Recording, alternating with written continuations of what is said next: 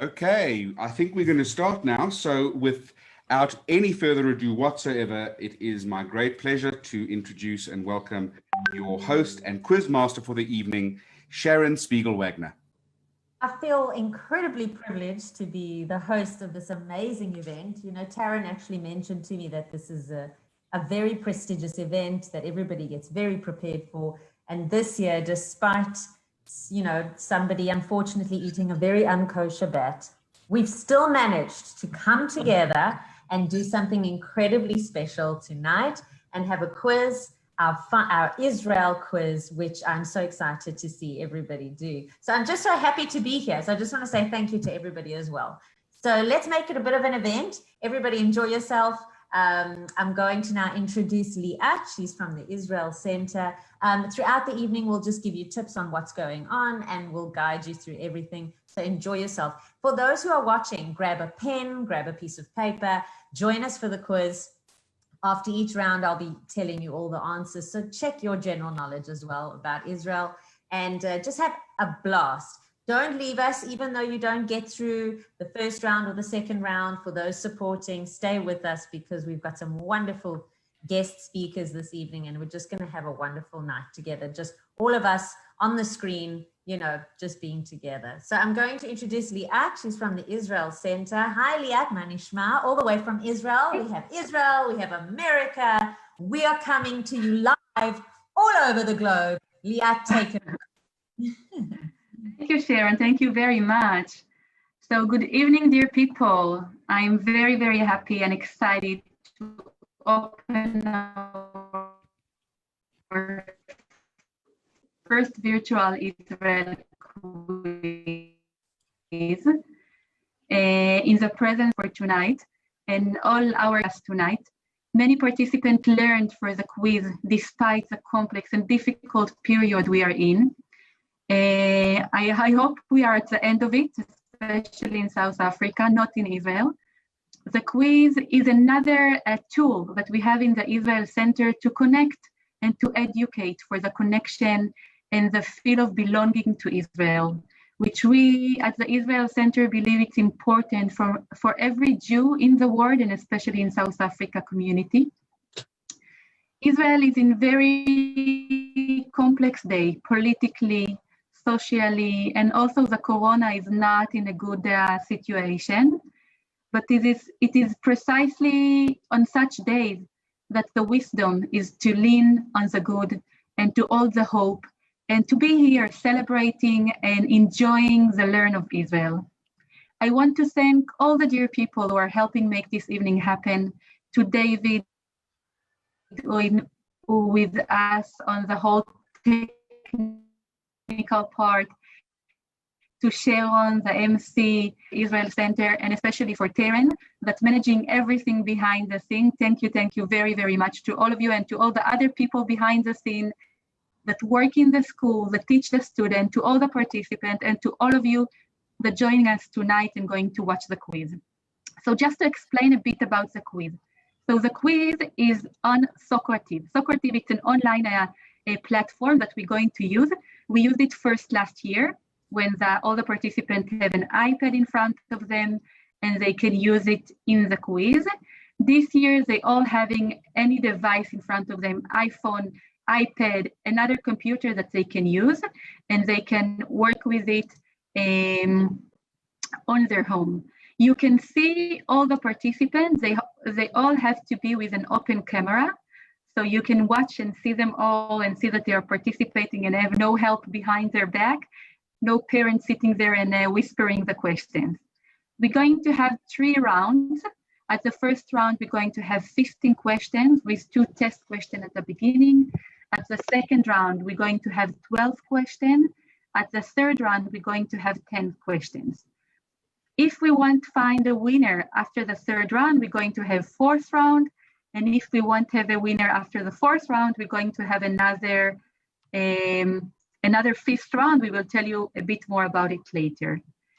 Besides that, between the rounds, we're going to show you 1 movie and we're going to hear Charlotte with an amazing lecture about Israel. And we're going to have fun, enjoy. It's supposed to be fun. It's supposed to be time for you to to take a bit of air. It's not from a trick, it's just for your fun. Enjoy. We're glad that you are with us tonight. And I'm inviting the ambassador, Mar Lior Kainan, to bless the evening and to give some words.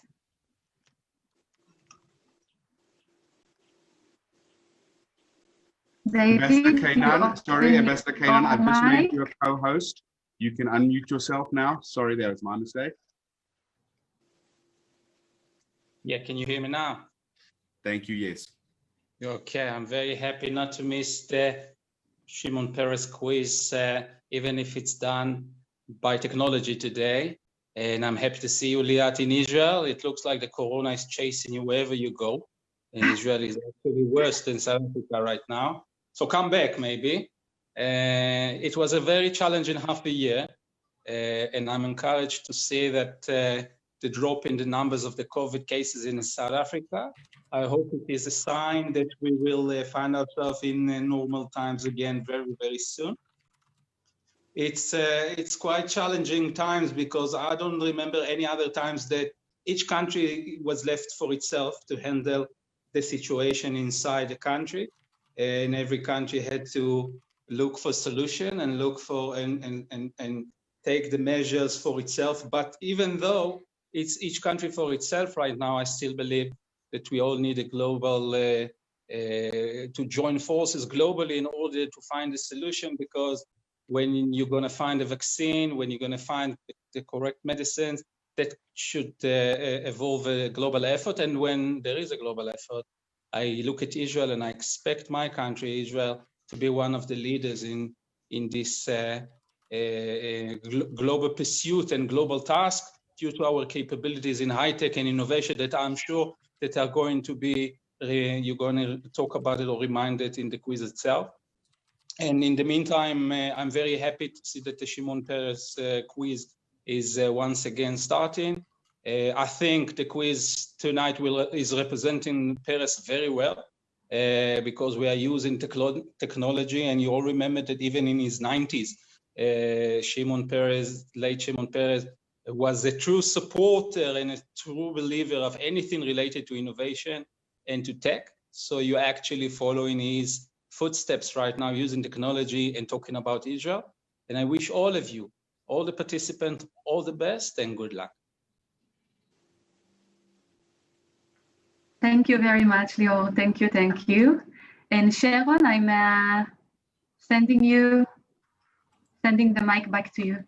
Yeah, so you're spotlighting me. Like I said to you before, I just want to let everybody know. She said she's spotlighting me. I got so excited. I thought I was back on stage. And there we go. The host has been spotlighted. So I feel already like I'm back on stage with my microphone. So it's really wonderful. So Lior, toda rabba for coming and joining us today, this evening. So it's really wonderful to see you. And yes, it's just wonderful to have everybody. Bruchim habayim lekulam. Shalom lekulam. So I'm going to introduce a little video that we've got for you, that the Israel Center has got for you. So just to give you some more info about who they are. Enjoy. That's over to you, Dave.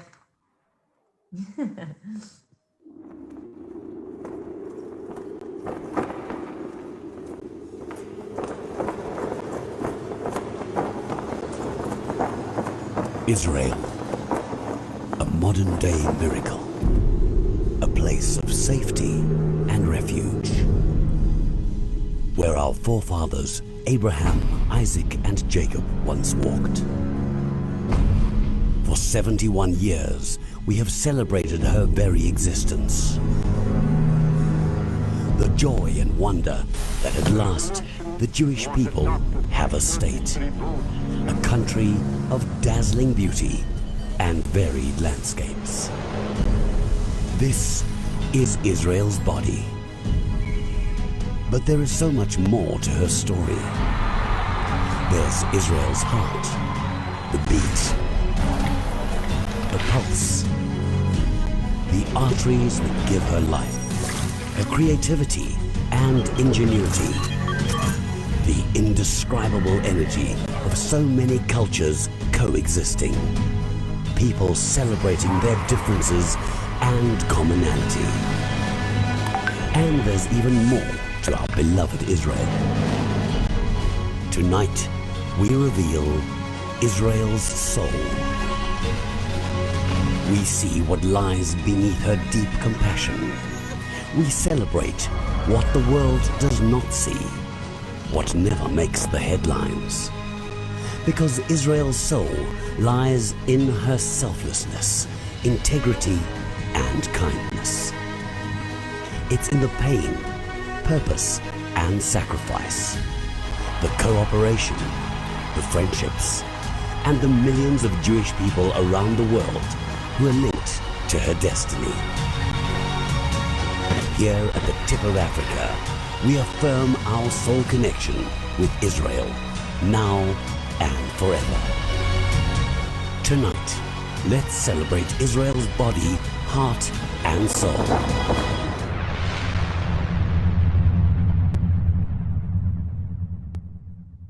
What a gorgeous video. I think you'll all agree. That was absolutely, it gave me goosebumps seeing all the people together in Israel. And I think it just reminds us not to take advantage of the times that we have together. So when we are together, we celebrate and we be together. It's truly true. That was a beautiful video. Thank you so much.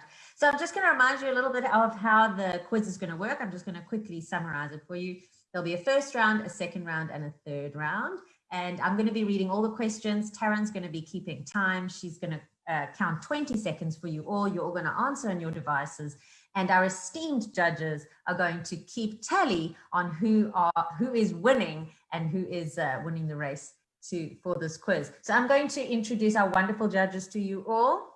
I would like to introduce Bev and Michael Kranstorff. I'm just going to give you a little bit of a bio about them. So Bev Goldman, she's worked for many years in education and journalism. She holds a master's degree in feminist literature. She was the editor of Who's Who of Southern Africa, and she writes for a number of publications locally and abroad. She sits on the board of governors of Rabbi Cyril Harris, and she's also an executive member of the International Council of Jewish Women. Hello, Bev. Just give us a wave. Just give us a hi. How are you doing, Bev? And a little bit more about Michael as well. Michael, our second judge. Michael is a Harvard-educated financial consultant and entrepreneur. So he's the guy you want for financial advice. So just to let you know, his passion is in finance, politics, and Jewish history. He was also he's a Jewish activist, and he was also in one of the Soldiers leaders in the infamous UN Durban racism conference, and he co-authored the award-winning pro-Israel blog, It's Almost Supernatural. Hello, judges. Can we just say a big hello to everybody here today? And hello, and Bev, would you like to tell us a little bit more about how the questions were selected and how you got here today with us? Okay, first of all, hi everybody, and lots of luck, kids, as I said, or kids, sorry, I shouldn't say kids, young adults.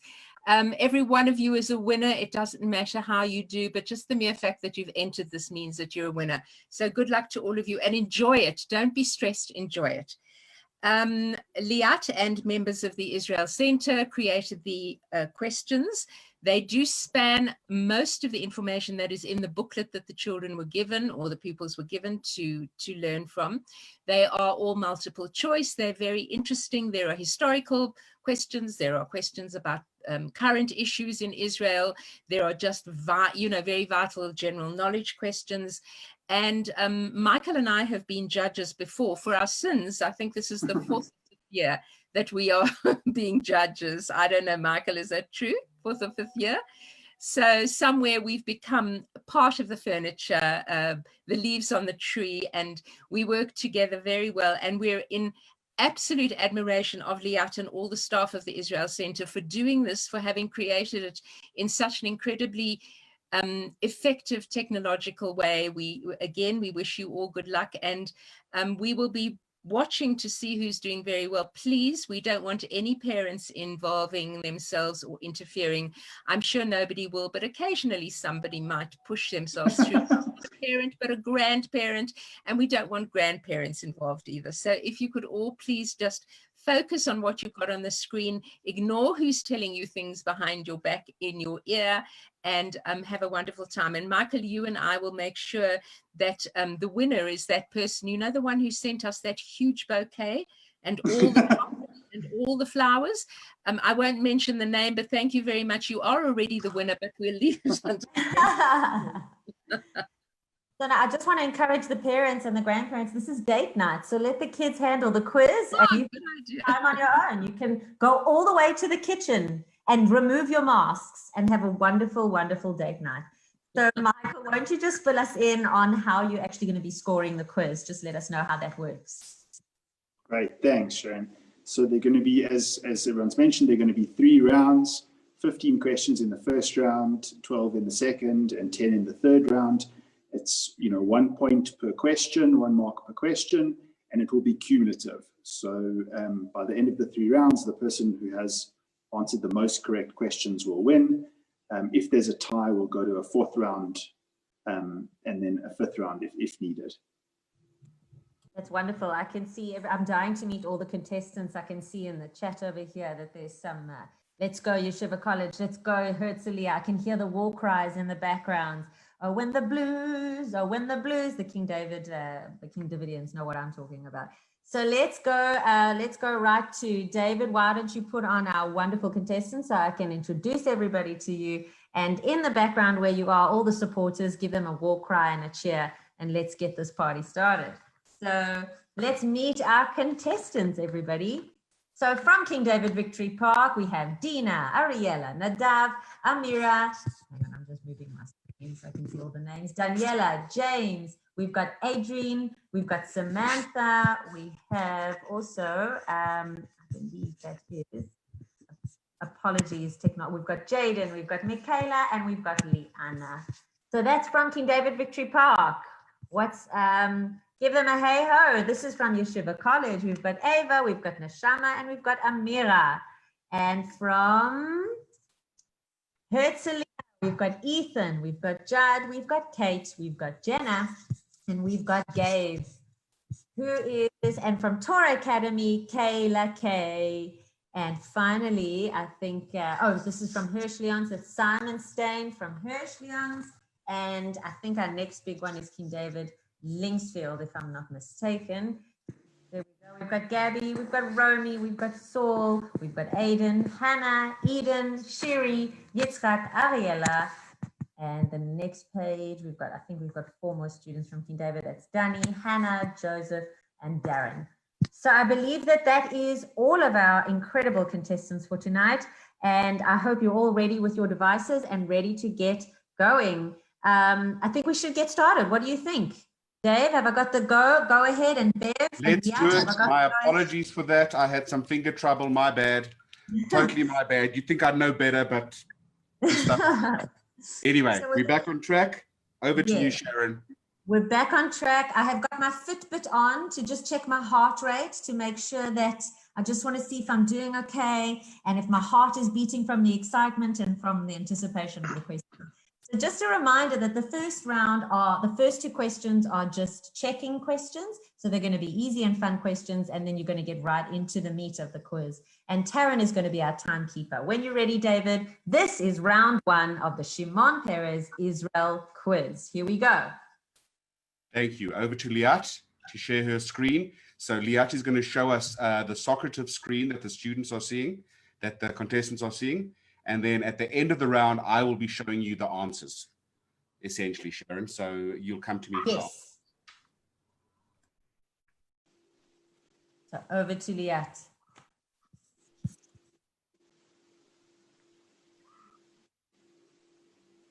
Fingers ready. Question 1. Are you participating in the Israel Quiz 2020? A, true, or B, false?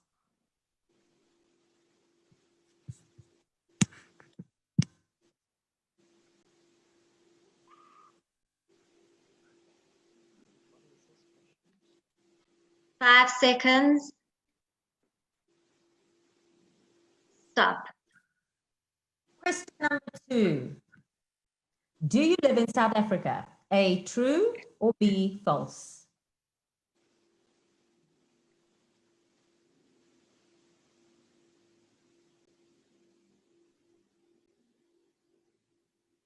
Five seconds. Stop. Question 3. The surprise joint attack on Israel carried out by Egypt and Syria is known as A, the Six-Day War, B, the War of Independence, C, the Yom HaKippurim War, or D, the First Lebanon War. 5 seconds. Stop. Question 4. The movement of Havei Zion is identified with which aliyah? A, the first, B, the second, C, the aliyah after the destruction of the first temple, or D, the fifth.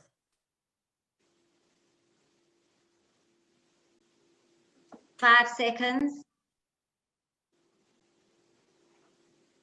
Stop. Question 5. The establishment of the first kibbutz Degania occurred as a result of A, the War of Independence, B, the second aliyah and its accompanying socialist influence, C, the first aliyah and its agricultural, I beg your pardon, I can't see the last bit, or D, the British Mandate period and I beg your pardon, desire to establish a state. 5 seconds. Stop. Question 6. What percentage of Israel's population is Arab? A, 15%, B, 21%, C, 33%, or D, 50%?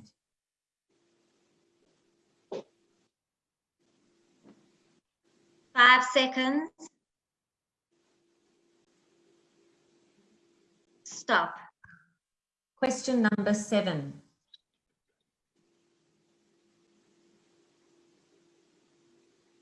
Basic laws are defined as A, the main principles of the Israeli legal system, B, part of the Declaration of Independence, C, the first laws from 1948, or D, none of the above.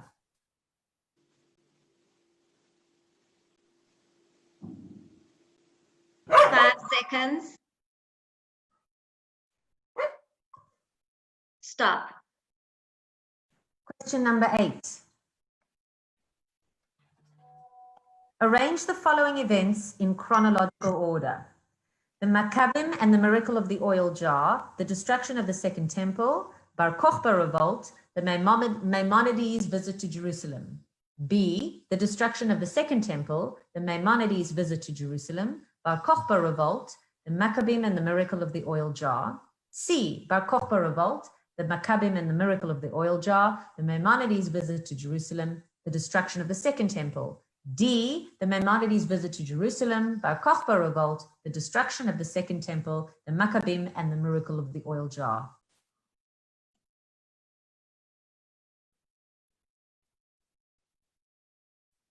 Five seconds. Stop. That was rather a mouthful. Question number 9. In which year did David Ben-Gurion die? A, 1956, B, 1973, C, 1988, or D, 1995?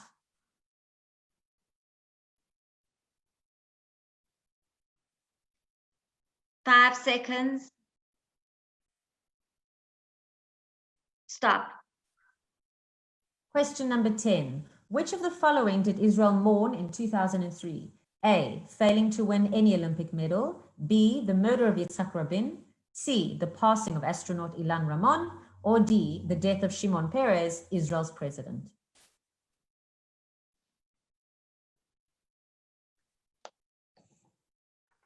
Five seconds. Stop. Question number 11. The meaning of its name can also be translated to the Well of Oath. A, Beersheba, B, Katzrin, C, Sderot, or D, Sde Boker?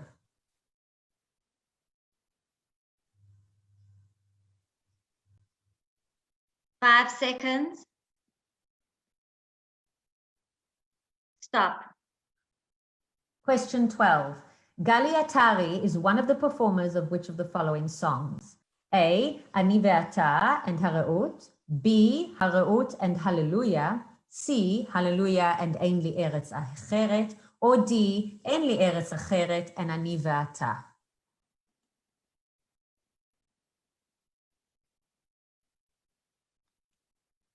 5 seconds.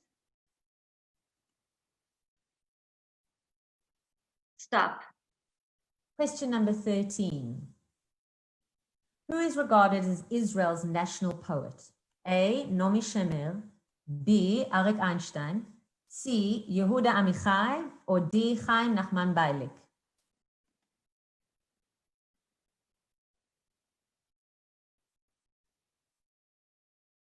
Five seconds.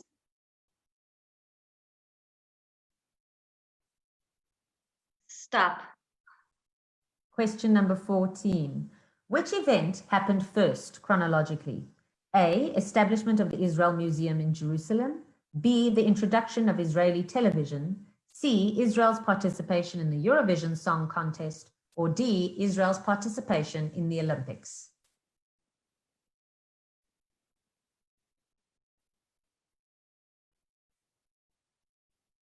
Five seconds.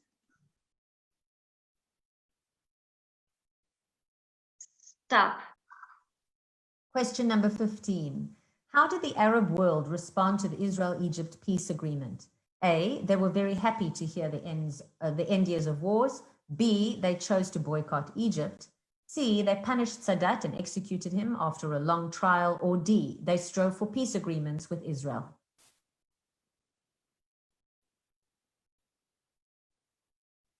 Five seconds. Stop. Question number 16. In which sector did Robert Oman win the Nobel Prize? A. Peace, B. Economics, C. Literature, or D. Chemistry?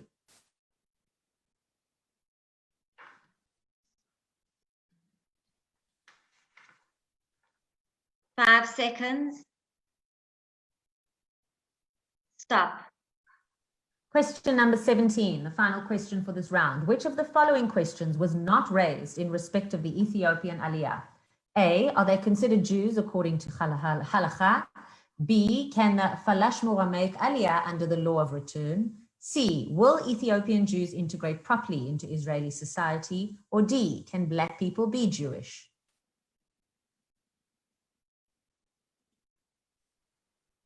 Five seconds.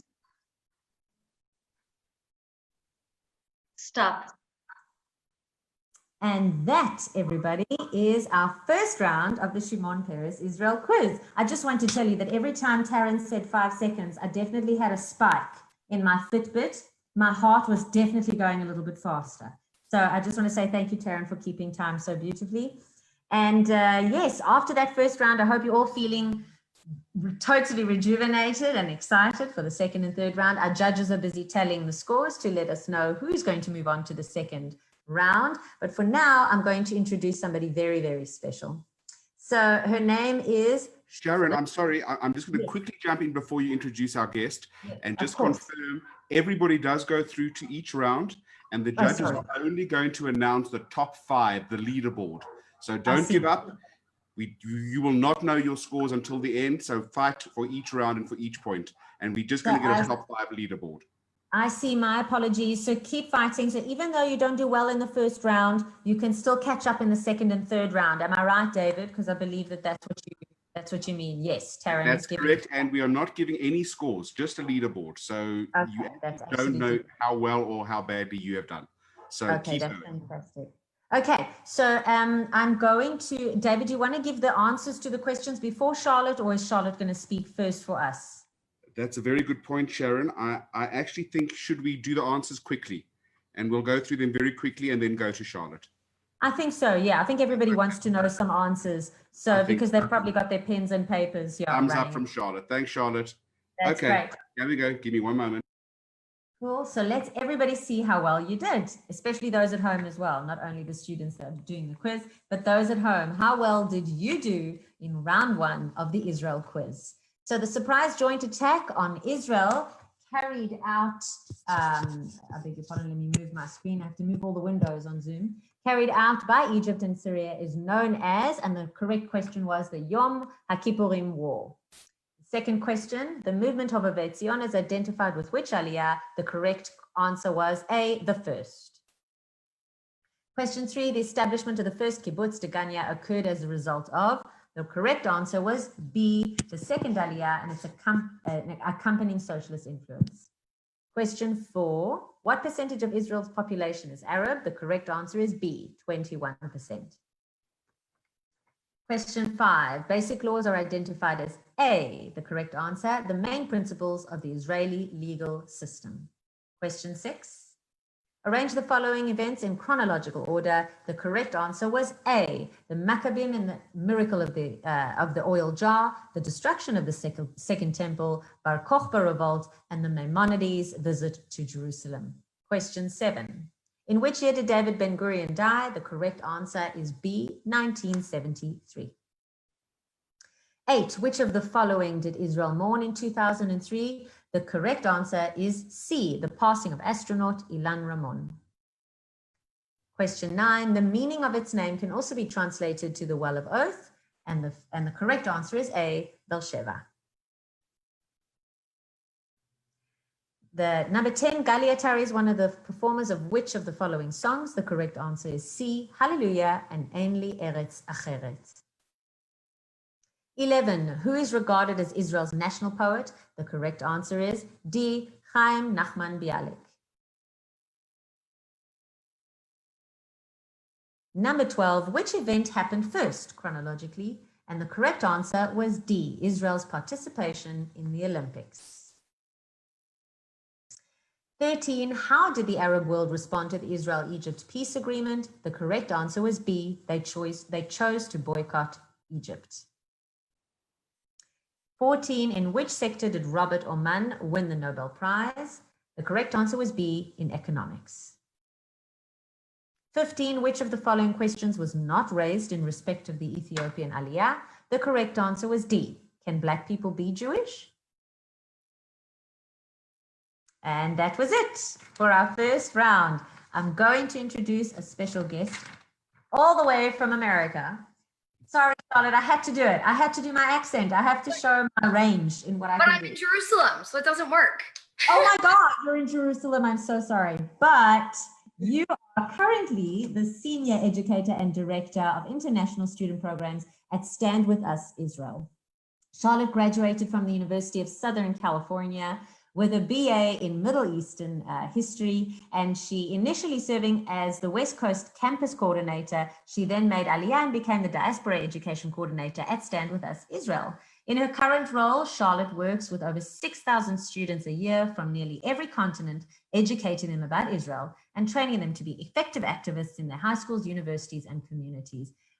She is one of the foremost public speakers in her field, and we are really, really excited to welcome Charlotte with us today. Charlotte, talk to us. How are you doing? Thanks so much. I'm doing well. This is so fun to see. I have to say, I'm like a trivia freak, and this is just, it's fun for me to sit and answer the questions. And to be honest, I didn't know a few of them because pop culture and culture in general is not my thing. I'm a history person, but this is a lot of fun. And I think it's so incredible that students take time out of their days to study this stuff so that they can come and be prepared for something like this.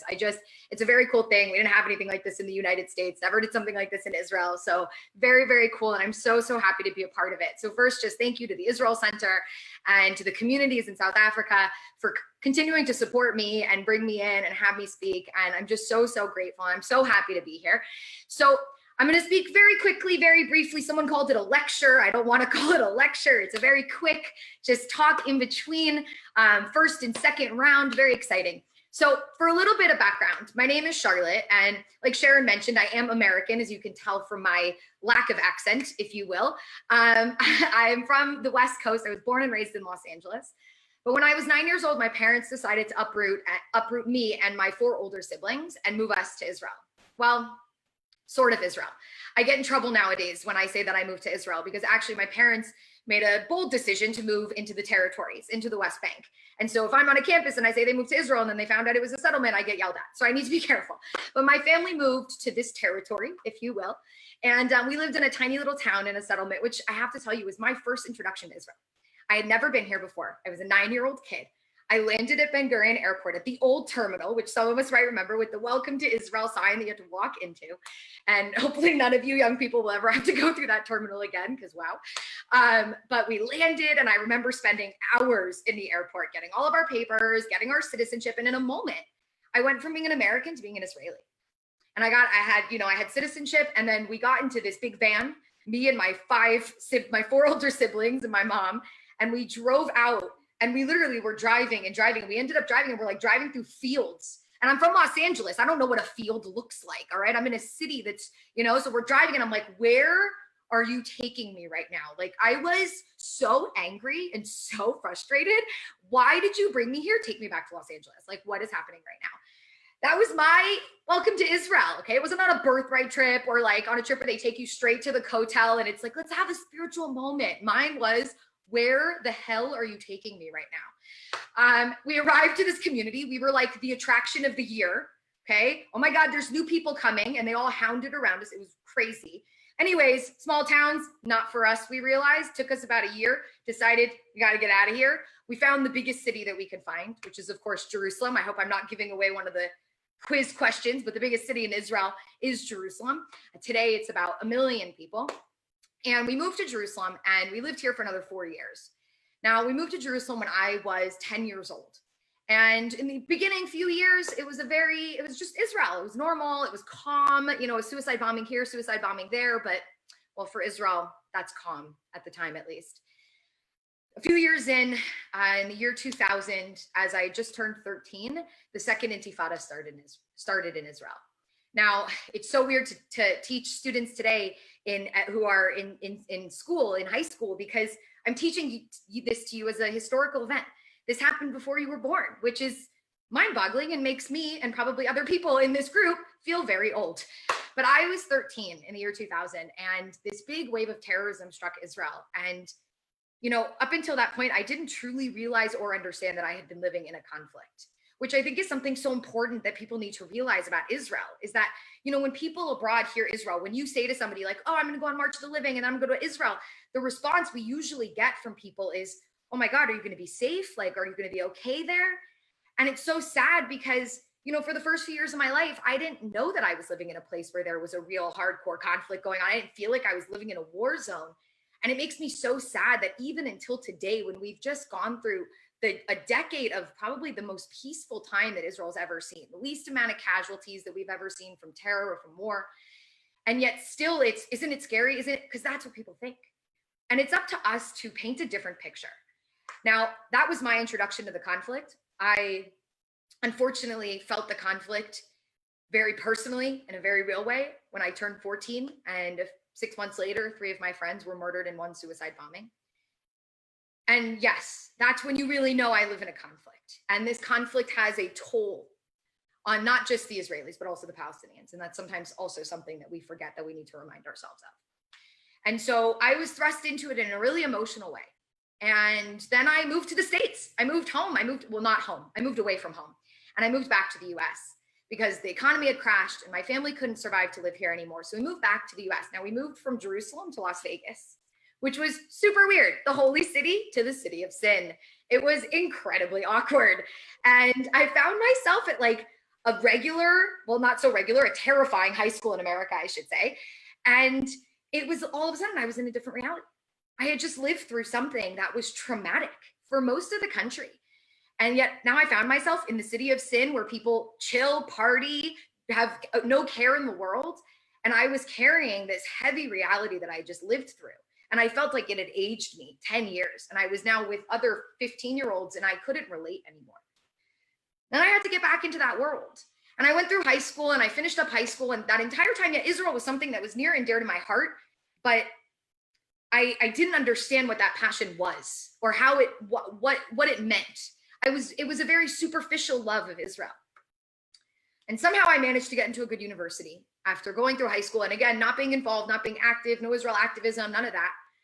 And I got into the University of Southern California back in Los Angeles. And I found myself one day walking on campus. And all of a sudden, I felt like I got hit in the face with an apartheid wall. I never knew what that was. I didn't grow up in South Africa. And the mild education that I had about world history didn't cover apartheid in South Africa. And so even the accusation against Israel that was being made, I didn't even understand it, let alone had the tools and the knowledge to be able to respond to it. And this was my, I guess you can say, my aha moment, the moment where I where really everything kind of became clear for me. I realized two things that day on campus. One, I am very, very passionate about Israel and the Jewish people. And if you say something about Israel and the Jewish people and you start to attack us, I'm not going to stay quiet, and I'm going to speak up, and I'm going to speak out. And thank God that I had that character trait, which I very much think was the Israeli in me and still is the Israeli in me. But what I also woke up to was the fact that I was remarkably ignorant. If I had taken this quiz in year 8, 9, or 10, I would have gotten every answer wrong. I didn't know any of this information. I want y'all to understand how much further along you are than I was going into my university. And so I was ignorant, and I realized I needed to learn. So I kind of did what you guys did, right? Come to Israel, learn the facts, when did the wars happen? When all, the details, the numbers, the statistics, how many Arabs live in Israel? 21%, I got this, right? And then as time went on and I became an activist and I got more involved and I had to answer the tough questions, and I did it a lot, and I would use facts because I feel like facts are incredibly important. They support us and they back us up and they explain.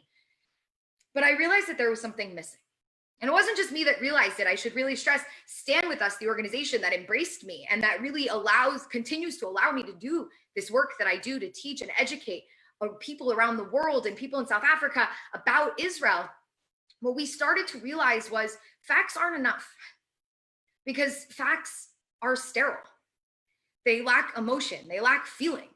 Okay, fine. Israel was established in 1948. But behind that, there's a story that is remarkable. A story of a people who had spent 2,000 years in exile, who returned to their indigenous ancestral homeland and were able to somehow recreate their ancient civilization. It's a miraculous story. And so what we realized is, yes, the facts are important, but what needs to carry the facts through is the narrative.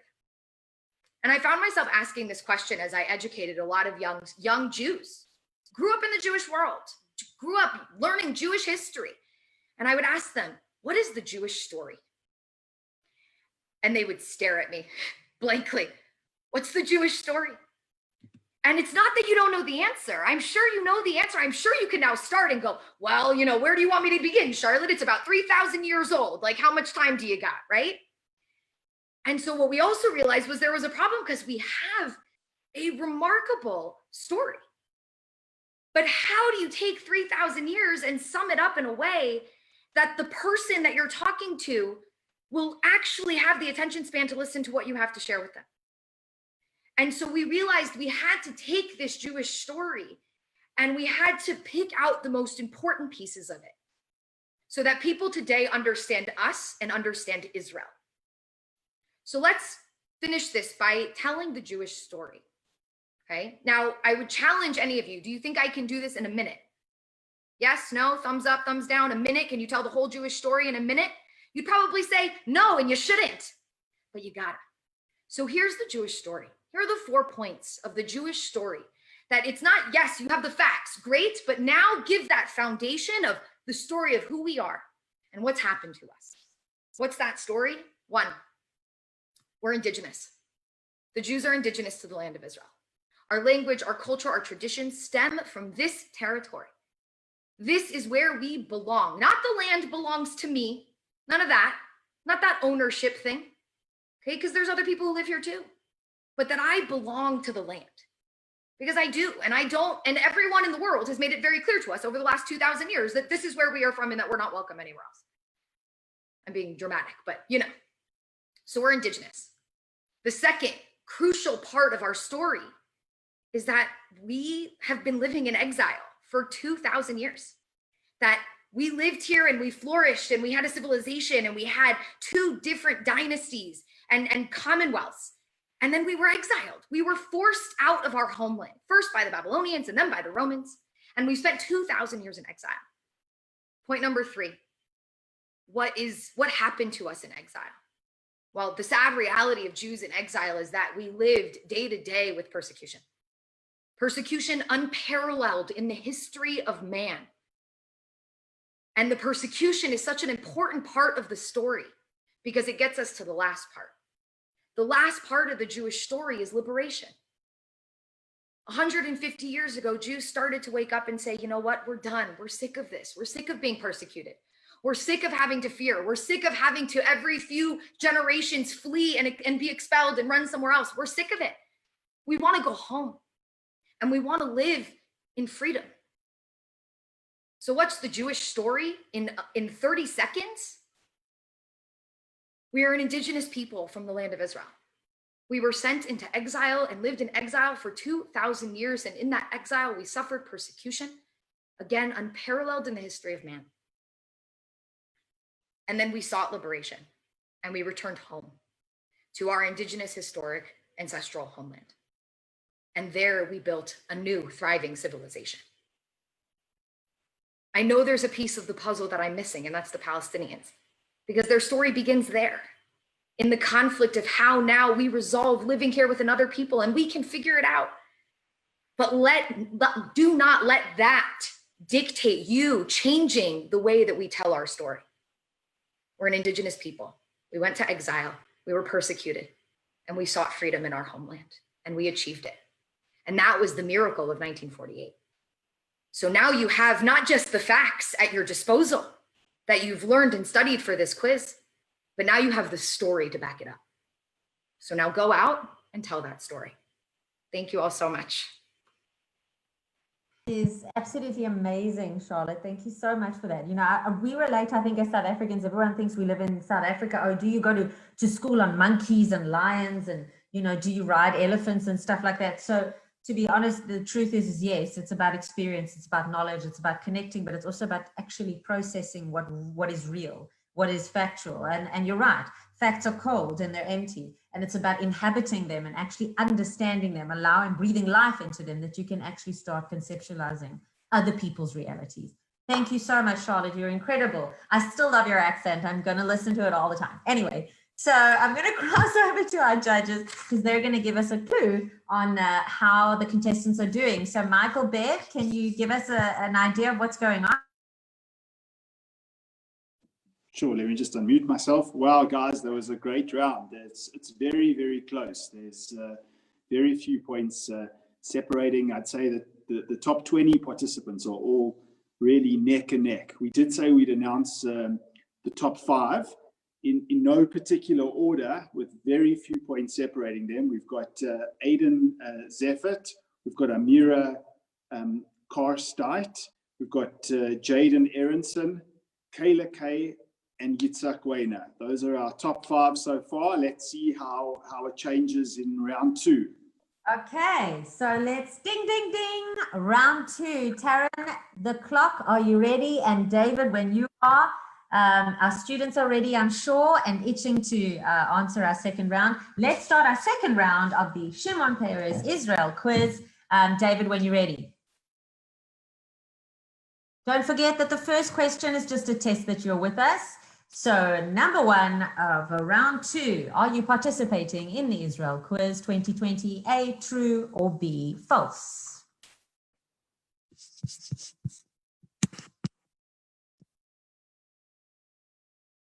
Five seconds. Stop. And question number 2, here we go. The most significant characteristic of Aliyah Bet was A, agricultural immigration and the establishment of kibbutzim. B, immigration of Jews from North Africa. C, Aliyah of Yemenite Jews. Or D, illegal immigration during the British Mandate. 5 seconds. Question Stop. number, sorry, I beg your pardon. Question number 3. I jumped the gun there, sorry. The largest number of immigrants per year made Aliyah during A, the first Aliyah, B, the Aliyah of Soviet Union Jews, C, the fifth Aliyah, or D, after the establishment of Israel.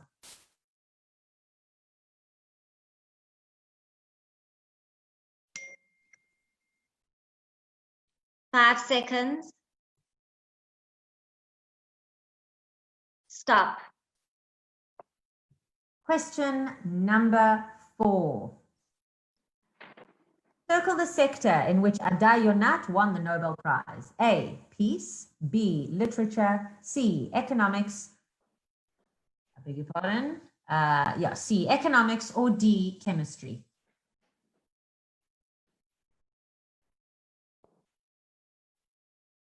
Five seconds.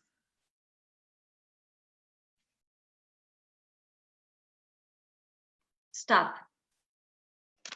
Question number 5.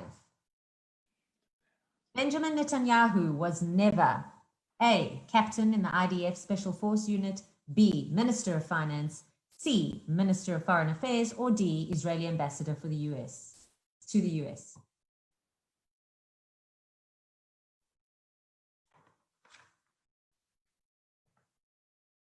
Five seconds.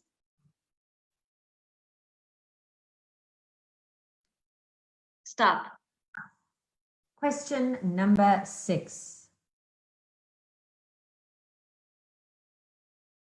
The title of which song can be translated as Brothers in Arms? A, Ani Ve'ata, B, Hallelujah, C, En Li Eretz Acheret, or D, Haraut?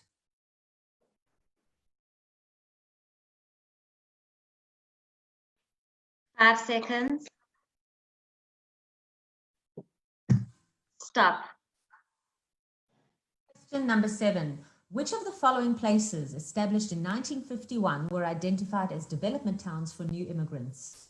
A, Sderot and Yeruhan, B, Yehoram and Sde-Boker, C, Sde-Boker and Degania, or D, Degania and Sderot?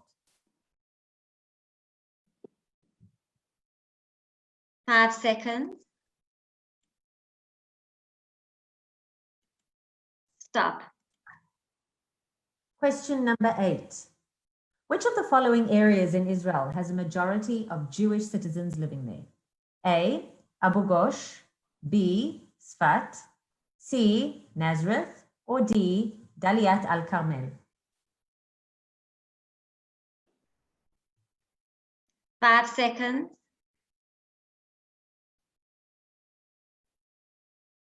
Stop. Question number 9. True or false? Do you need at least 2 Jewish grandparents in order to have the right to immigrate to Israel? A, true, B, false.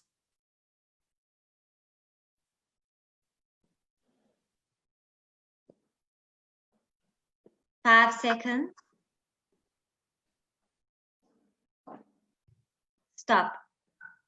Question number 10 again. In which year was the first Zionist Congress held? A, 1897, B, 1876, C, 1884, or D, 1878?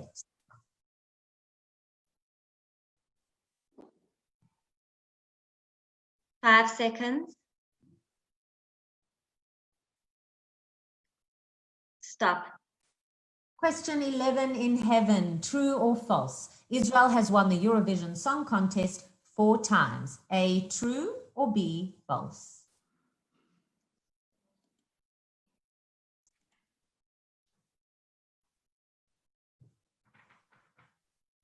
5 seconds.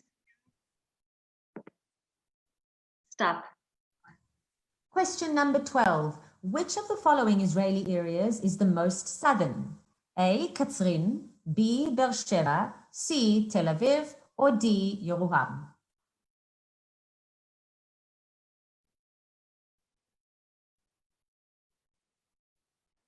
5 seconds.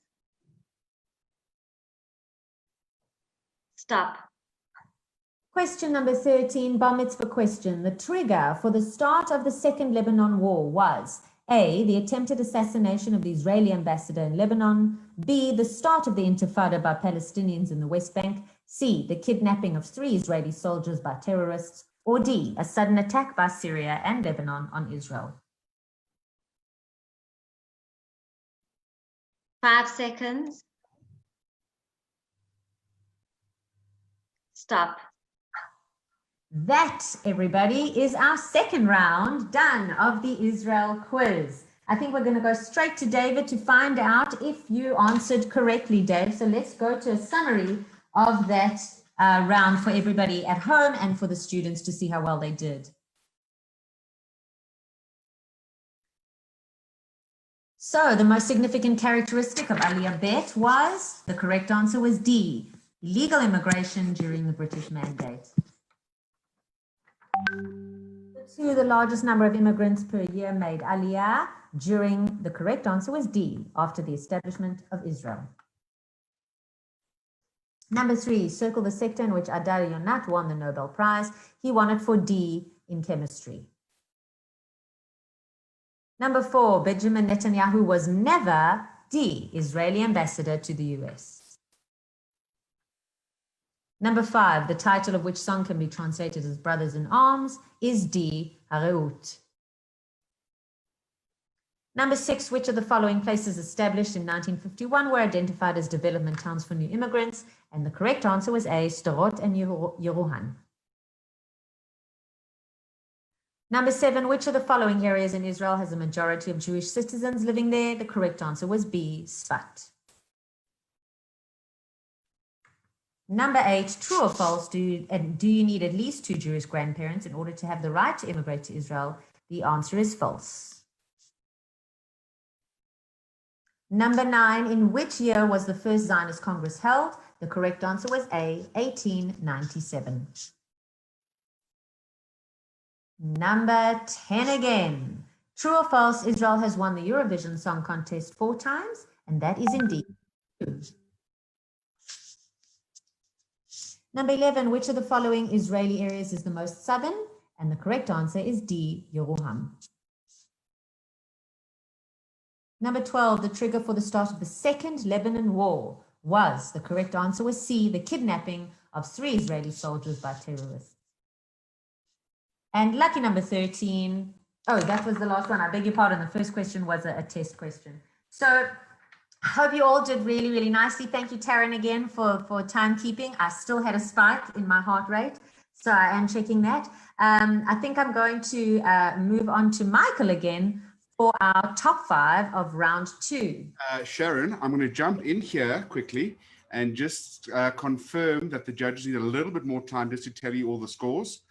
So I'm wondering if Charlotte is still there and still with us. Maybe we could have a quick chat, like just a couple of minutes, if she feels like jumping back on. Oh, there she is. Her room lit up. She's back. Sorry, Charlotte, this is completely without warning. I see it's very hot in Israel. Sorry, hi. Yeah, no, I'm back. I just had taken my shirt off, my overshirt. So I had to put it back on. I'm wearing a tank top. I just needed to be modest, but I'm back. Good. Can I mention something? Correct. That last question, it was 2 Israeli soldiers who were kidnapped, wasn't it? Not 3? Wasn't it? It was Eldad Regev and Ehud Goldwasser. I don't know. I could be wrong, but that's what, just throwing that out there. No, I think, Hashem, I don't want to disturb Bev, but I believe that one of the mothers of the kidnapped Israeli soldiers, I don't know, she came and chatted to us here in South Africa, but I'm not sure it was the right, it was the same year. I think because Gilad Shalit was kidnapped 2 weeks earlier. So in that window of time, 3 soldiers were kidnapped, but 2 in Lebanon and 1 in Gaza. I see. But yeah, let's be talking. Steering us into the weeds here. You're steering us into the weeds here. I don't know if we should go down this rabbit hole. I'm an accuracy freak. It's terrible. And also awesome at the same time. I think it's all your time on campus in LA or in Vegas when you were gambling on the roulette table. No, I'm joking. I'm totally kidding. As a 15-year-old, yeah. Well, you know, the city of sin. What can you open the door? What do we say? It definitely lives up to its reputation, I gotta tell you. So I think I just while the judges are tallying, I think I'm going to ask you one more question, Charlotte, that I'm sure the students are wondering as well. In your moves, when you moved back to Israel after doing university in LA, was there a change from the time that you left Israel before? And what was the biggest change that you noticed, the transformation that Israel made after you had returned after your studies? Wow, a dramatic change. I left in 2002, okay, at the height of the Second Intifada, and I moved back in 2013. In those 11 years, Israel had become the startup nation that we talk about today, right? The technology boom, it all came out of Israel. I mean, again, that it started, you could argue 30 years earlier with Intel, but obviously the technology age was, you know, now with social media and everything exploding and the smartphones. And so all of a sudden Tel Aviv just grew upwards, and Jerusalem, it was the light rail, is now running through the city that, you know, prior was the loud, you know, cars honking and the pollution. And I also, you know, it was calmer. I lived here during a time when I was afraid to get on buses, and walking into Machane Yehuda was a terrifying experience because it was blown up 15 times. And so I remember early on moving back, I would go to the shuk on like a Friday, and anyone who's been to the shuk on a Friday knows it is insane, and you just don't want to go to the shuk on a Friday unless you really enjoy that crazy crowd. But I started to realize the sad reality that I had really been left with PTSD from the time period of the Intifada. And so I would walk into the shuk and I imagined it blowing up in front of me. Like that was the reality that I had lived in. And it took me a couple years to get to the point where now I go to the shuk and those thoughts don't cross my mind. But it was a different world. It's a different reality. I genuinely hope that the students who are listening never, ever have to experience an Israel that we experienced during those years, because it was just awful and it was traumatic, and it debilitated the country. And when I came back, it was a country that was vibrant again with energy and people out in the streets and excitement. And that fear that existed before was almost non-existent. Of course, there are times where it's, you know, it starts again, but mostly you got to really see the development of this country and how much we continue to move forward and progress. And we still have so much more progress to make, but yeah, it was a really different world. And I'm so, again, grateful that the younger generation really doesn't have to see Israel in the way that I saw it, but they can see Israel today and have such a pride in this country and what it's done and what it's achieved and how much it has contributed to the world in the last 10 years and the last 15 years, I should say. Thank you so much. You are such an energetic and compelling speaker. We love it, but we do have a result from the judges, so we can continue on. Thanks, Sharon. Thank you. So let's cross over to our judges and see the result of how are our students doing? How are our contestants doing? So really, the guys have been doing great. I think they're killing it. I don't think we've ever had such a close, by the end of round 2, for it to be so close. It's really just a few points, I would say, separating the top 10 at this stage. But in the top 5, we've had a slight change. We've got someone new in the top 5 now. We've got Michaela Grasko has entered the top 5. We've got Kayla Kay, we've got Aiden Zeffert, we've got Amira Kostenstadt, and we've got Yitzhak Weiner. Well done, guys. There's all to play for in the last round. That is absolutely fantastic. I'm itching to know what's happening next, Dave. I don't know if you want to go straight to the next round, to the final round. Oh, Taryn says go to round 3. Wow. Ladies and gentlemen, round 3 of the Israel quiz. Let's get ready to rumble. Let's get our students ready. When you're ready, Dave, let's give it a bash. Let's go for it. Good luck. Round 3. Remember, the first question is an easy question, just to double check you're all there. So, round 3. Number 1, are you participating in the Israel Quiz 2020? A is true, B is false.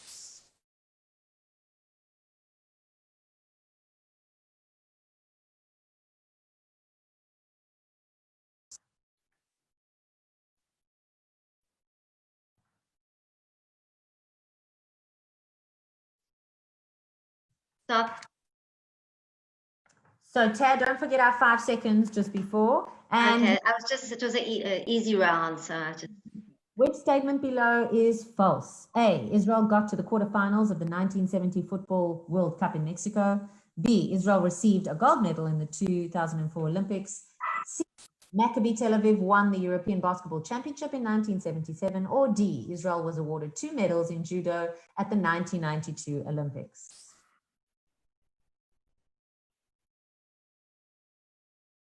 Five seconds. Stop. Question number 3. In 2003, the United Nations Educational, Scientific and Cultural Organization proclaimed Tel Aviv's White City a World Cultural Heritage Site because of A, its Bahas architecture, B, its monument to the Negev Brigade. C, the Bezalel School of Arts and Crafts, which is situated there. Or D, the fact that it hosts the highest number of museums in the world. 5 seconds. Stop. Question number 4. Which of the following is not applicable to the Jews of North Africa and the East? A, they had to live in the Mabarot. B, there was concern about their Jewishness. C, they experienced discrimination and deprivation by the state and residents. Or D, they had to survive without employment and with limited access to healthcare. 5 seconds. Stop. Question number 5.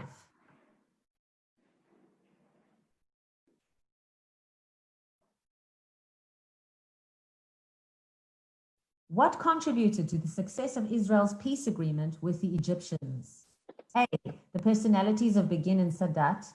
B, their desire to leave behind their legacies.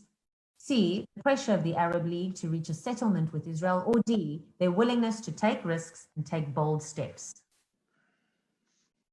5 seconds. Stop. Question number 6. The Sinai War was caused by A, the British attempt to reclaim the Egyptian Suez Canal. B, the Israeli confidence war after the Six-Day War. C, the establishment of a nuclear plant in Egypt. Or D, the attempt by the Jordanians to breach the Green Line. 5 seconds. Stop. Question number 7. From the list below, who were the first to settle in Jerusalem? A, the Greeks. B, the Crusaders. C, the Romans. Or D, the Persians.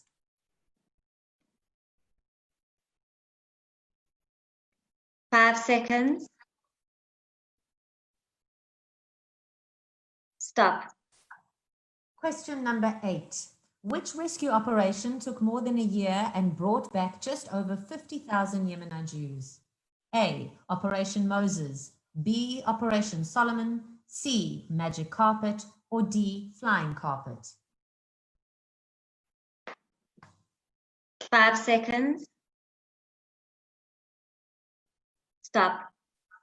Question number 9. What important event happened in December 1978? A, Rabin and Peres received the Nobel Peace Prize. B, Sadat and Begin received the Nobel Peace Prize. C, Rabin and Arafat received the Nobel Peace Prize. Or D, Sadat and Shimon Peres received the Nobel Peace Prize. 5 seconds.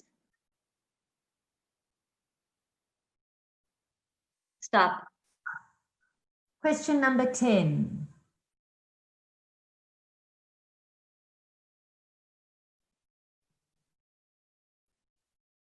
Number 10, which of the following places is not a kibbutz? A, Degania. B, Sde-Boker. C, Kfar Etzion. Or D, Yeruham.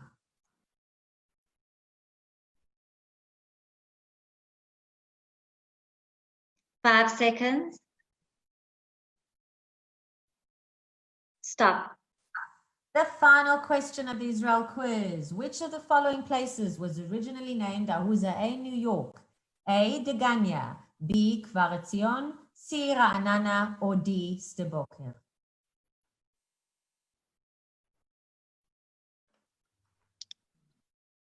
5 seconds. Stop. Congratulations, everybody. You have finished the Israel quiz. Let's go straight to the answers and see how well you did. So Dave, take it away so we can just double check how everybody did at home and also online. So which statement below is false? And that statement is Israel got to the quarterfinals of the 1970 Football World Cup in Mexico. That is false. Number 2. In 2003, the UNESCO proclaimed Tel Aviv's White City a World Cultural Heritage Site because of A, its Bauhaus architecture. I hope I pronounced that correctly. Number 3, Which of the following is not applicable to the Jews of North Africa and the East? The correct answer is B. There was a concern about their Jewishness. Number 4, what contributed to the success of Israel's peace agreement with the Egyptians? The correct answer was C. The pressure of the Arab League to reach a settlement with Israel. Number 5, the Sinai War was caused by, correct answer was A, the British attempt to reclaim the Egyptian Suez Canal. Number 6, from the list below, who were the first to settle in Jerusalem? It was A, the Greeks. Number 7, which rescue operation took more than a year and brought back just over 50,000 Yemenite Jews? And the answer was C, Magic Carpet. Number 8, what important event happened in December 1978? The correct answer was B, Sadat and Begin received the Nobel Peace Prize. 9, which of the following places is not a kibbutz? And the correct answer was D, Yoram. And the final question, which of the following places was originally named Ahuzah? A, New York. The correct answer was C, Ra'anana. So everyone is anxious to find out. I don't know how I'm going to find out if Michael and Bev do have a winner. Yes. I'm going to jump in here. We're going to give the judges a few moments to tally and let us know whether or not there's a tie. Okay. If there is a tie, we will have another tiebreaker round. If we have a clear first, second, and third, we will announce that as soon as the judges are ready. In the meantime, we're going to cross over to Romy Wolfson, a past Israel quiz winner, and just catch up with her and see what she's been up to since the quiz. Well, fantastic. I'm going to introduce Romy. So Romy is a young attorney with a passion for Zionism, the arts, and constitutional law, amongst other areas. She was the winner of the Israel quiz, like you mentioned, in 2009, and she was the only student from Victory Park, King David, who made it through to the finals. She graduated with a BA LLB cum laude from WITS, and after her articles, she completed a course on international human rights law at Oxford University. Oof. So the jury is in. Romy is incredible. So we've got a financial advisor with Michael. We've got an attorney with Romy. So we are just flush and covered. All of us are flush and covered for any of our needs. Romy's excited to be involved in running a powerful new legal program with the South African Zionist Fed to use the law to fight BDS, anti-Semitism, and the delegitimization of Israel. Romy, are you there? Can you talk to us? Tell us a little bit about how you're doing. Is she there? Is she with us?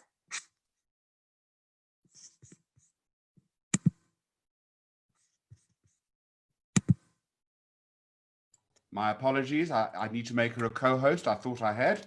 She should be able to unmute herself now. Romy, you can unmute. Hi. Sorry about Sharon. that. Hi, Dave. Thanks so much for unmuting me. Yeah, it wouldn't have been the same. Thanks so much. It's really... You are guilty. The lawyer has spoken. Well, it's really an honor and a privilege to be here tonight after all those years. All I can say is that I'm glad I'm on this side of the screen tonight and I'm not in all their position. Although I remember sitting on the stage, it was at the Nedbank Auditorium, and having those beaming lights. So Shad, they had your spotlights on us. So we had the spotlights on us and the audience staring at us. So they've been saved that pressure, luckily. But yeah, I'm also really happy to see there are a lot more Victory Parkers and girls participating. At the time, I was like one of the, I think I was the only girl that year. So I'm very proud, all the girls out there fighting. And it just brings back memories. It was really a highlight of my high school career doing the quiz. And although I remember those endless hours of studying, I'm sure all the students can relate to numbers and facts and images. It imbued me with this incredible love of Israel and Zionism, and just a deeper understanding of of our really interesting story. As Charlotte said, it enables us to be ambassadors for our story and for everyone to go out and tell your share of the story, your part of the story. I find it so fascinating that your experience with the quiz is so different from ours now because of Corona and because of a pandemic, and it's just sort of it's kind of unreal, but it's just amazing that it's continued and we are all here. And I believe that Mike and Bev might actually have an answer for us. Am I right, David? That is correct. We do have a result. Okay, so are Mike and Bev going to tell us if there was a tie, or how's this? Let's cross over to Michael, and Michael will give us the results. And everybody, drum your desks, drum your tables that you're sitting in front of. Let's create a big drum roll around the world, I suppose. Yay! So, great. Well done, everyone. I think we've come to the end, and we've got a definitive result. We've got a nice mix in the top three from different schools. So in third place, we have Kayla K with 35 points from Torah Academy. Well done, Kayla. Well done, Kayla. We're going to unmute Kayla and just get a quick reaction from her. There you are. Kayla, you can unmute yourself. How are you feeling, Kayla? I'm very grateful that all the hours of studying paid off. I'm proud. That's fantastic. Well done. In second place, we've got giving the girls a bit of a run for their money was Yitzhak Weiner from King David Linksfield. Well done, Yitzhak, with 36 points. And finally, our winner tonight, drum roll everybody. We have special music in the background. Michael, shall we quickly cross to our second place winner?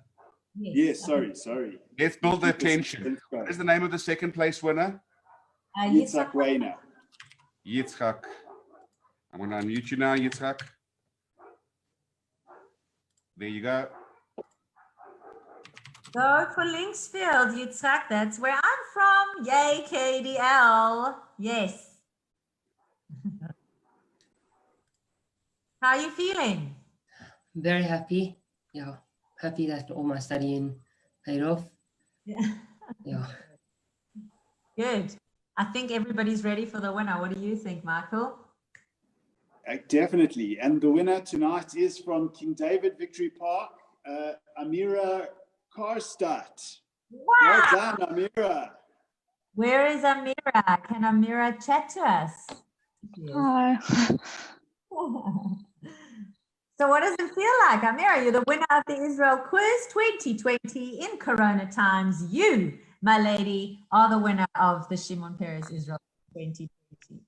Yeah, I'm really happy. Yeah, fantastic. So I think, can Romy give us a hint on what the prizes are? So Romy, you're gonna hand over this virtual trophy and let us know what the prizes are. Romy is actually not going to hand over the trophy. Benjamin Schmuckler is, if he's standing by.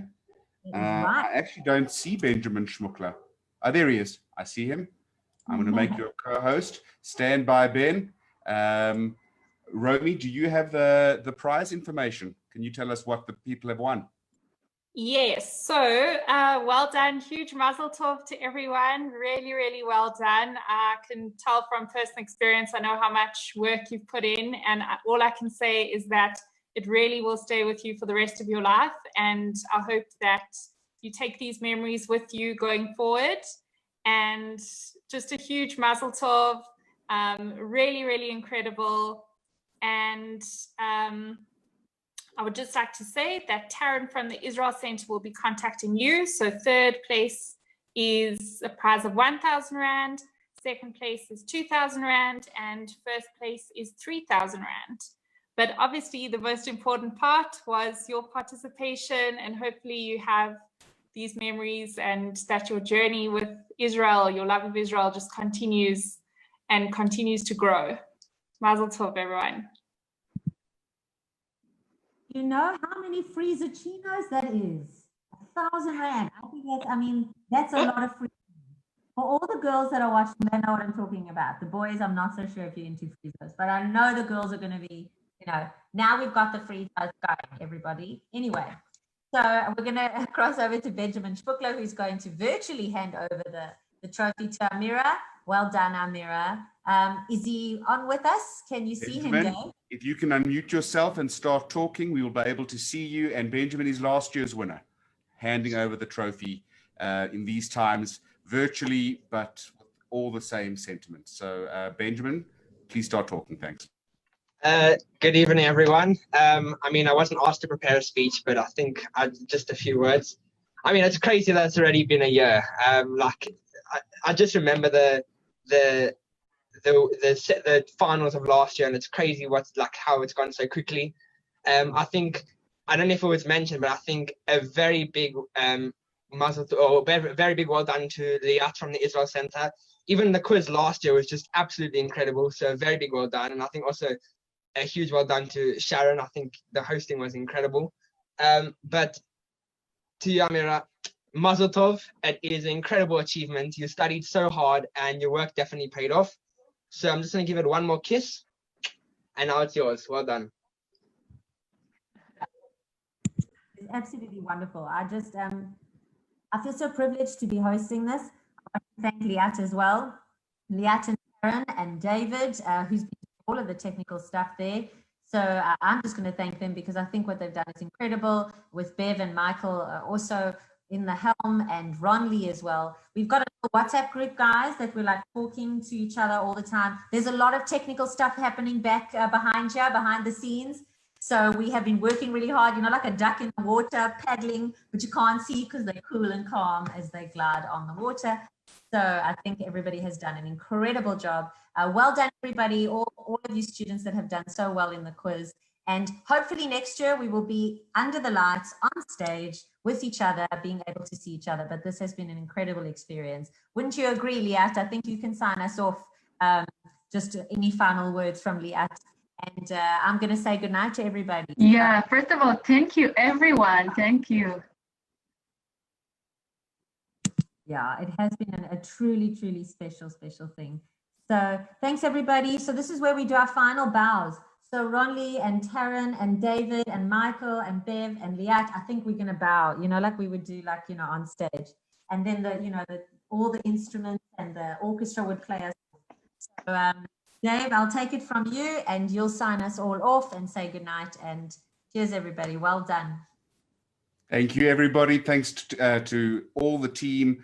It's been great. And to the participants, really well done across the board. It's a huge accomplishment. So congratulations. Thanks for joining us. And I'm going to stop the Facebook stream now and end the meeting in a few minutes. So well done, everybody.